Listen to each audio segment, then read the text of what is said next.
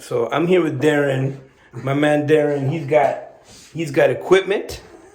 He like this mic. Tell me about the mic. It's Yeti Blue, the best blue podcasting mic around. Like this is incredible. He's got a studio.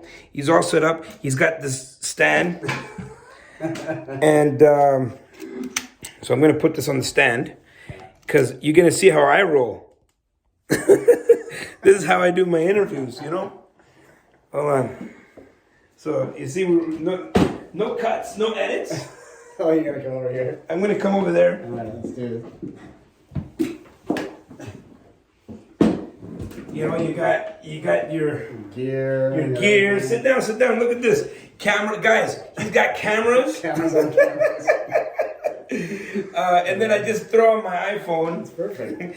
And we'll just quickly do a little interview for my YouTube channel, which is not as sophisticated, but we'll put this here so it looks like we're doing something. No, but honestly, congratulations. Oh, thank you. This is incredible. Your podcast studio.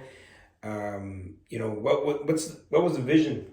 I think the vision was mostly just like, I think that I wanted to be able to educate people in a really succinct way, and just that was the external part of it. Mm-hmm. The internal part of it was I wanted to be able to learn from others, and being a host of a podcast or a YouTube channel or anything like that, you get to ask all the questions that you want to ask. And people take your call. Of course, when you're like, hey, I want to give you a platform to talk to the people, they will answer that phone call. Whereas if you're like, hey, can I pick your brain for a minute? People are like, I got really busy. So it was twofold. It was like, I wanted to be able to educate people, but I wanted to be able to get the answers to some of the questions that I had from experts in the industry. And so what's the vision for this room? Well, this will eventually grow into something even bigger. I think I'd love to have a studio where I can have a podcast studio. Like sound. Yeah, exactly. Yeah. And then get my YouTube channel like sort of proper space and neon. Yeah. Have you seen Jazz? Yeah. I was inspired. It's great. Like those guys are like. I'm still gonna do my camera. No, this is like this is the thing. Like it doesn't really matter in a lot of ways. Like I think if you want to add production value, it's great, but ultimately the content is what's going to drive people. Absolutely. So I think that if you're talking about amazing things and you have great guests and you have insights that people can take away from that, the background, the gear, all the stuff doesn't really matter so much. So if someone is looking to create content on YouTube, and by no means I'm saying to anyone that's watching this, that's going to be watching this, that you should do it like me. Yeah. I think I get away with things that other people can't get away with. But what are the first things that someone should do if they wanted to? Is it getting the mic? Like, what do you suggest? Honestly, I would start small. I would be like, get a good microphone. Like, so if you're gonna record on your phone, you can get a little microphone that clips in, or get something that attaches to you. Because audio is actually bigger than video, right? People will pay attention if the audio is good. But I think people have, the biggest thing about people stopping them from doing a thought leadership platform or starting any kind of thing like that is they have imposter syndrome. They're like, oh, I don't have. They're afraid of judgment. Yeah.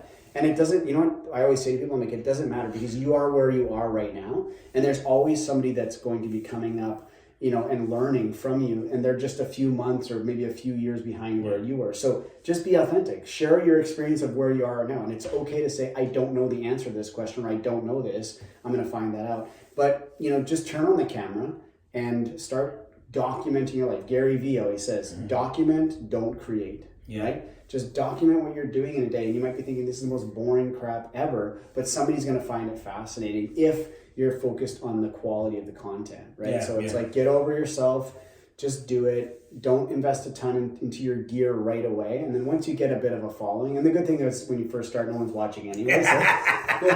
So then once you've got the following up, then you can start investing in the cameras and the lights and the microphones and all kind of stuff. Which I've yet to do. Yeah. No, I have a ring light and stuff. That's all you need. But when it comes to like the I would say the majority of my videos are kind of like this, Yeah. Let's turn on the camera. Let's have a conversation. Yeah.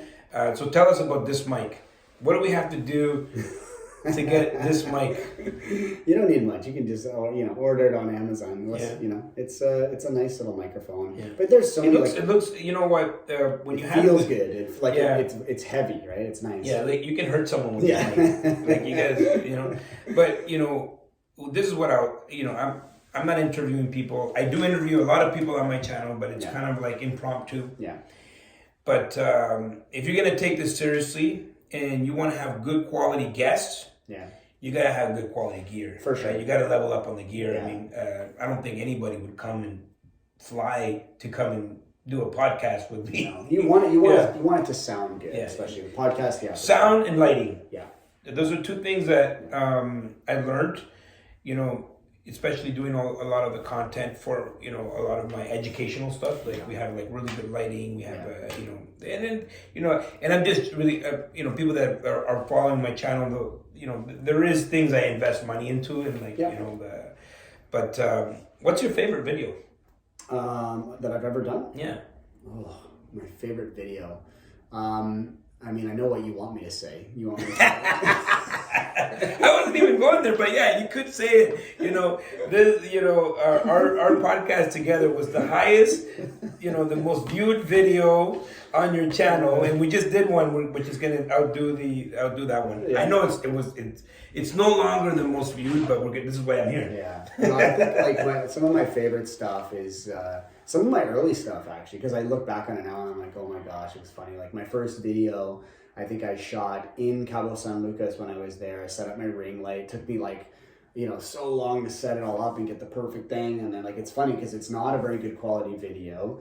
The content is good, but it's one of my most watched videos. It's basically how I got started in real estate, right? So it kind of goes back to that thing that I was talking about. It's like, it doesn't have to be the most amazing thing, but just talk about your experience, talk about what you're doing, and people will gravitate towards it. But yeah, I mean, I did a video on underpinning, and it's my most viewed video on YouTube. Wow. But it's because think about YouTube is people search, right? How do I ... So if you want to get really good results in YouTube, you want to reverse engineer your videos to be like, I always search my title first and then I create the video around it. And that's what will get you true results if you're trying to build your YouTube audience, right?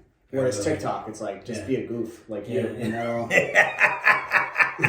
You know what? A lot of these things, I just have fun with them. And then I get the results, right? I get the results because I'm being me, right? And so I guess what you're saying is get started no matter what. Yeah. But be you, and always improve what you're doing. For sure. Right? Yeah. And take what you're because it's no different than real estate. Yeah. Follow the data. Yeah. Right. You're gonna see which things are resonating with people. Right. Yeah. What topics are resonating with people, and then double down on it. Right. Well, I've had people look at my back end on my YouTube channel, and no one can explain it. They're like the retention of my views are not in the thousands. But the views that I do get, people watch the full video. They stay for a very long time. And that's actually one of the key indicators for YouTube. YouTube is now they want you to first click on the video, and then they want you to stay on it. And if you have those two things, your stuff will get pushed. Yeah, sure. Yeah, nice. Well, you know what? For my people that don't know you yet, how can they find you? What's the YouTube channel? How do they find you? And super simple. Darren Varos. That's my YouTube channel. Just go find. If you want to know about underpinning, you've got a really good video about underpinning. But what are the subject matters that you cover? I mean, we just did a podcast here. My big three are financial freedom, rental properties, everything to do with rental properties, and then construction, because that's what I do. So. All right. You see, this is not going to be edited. I'm going to get up and say bye bye.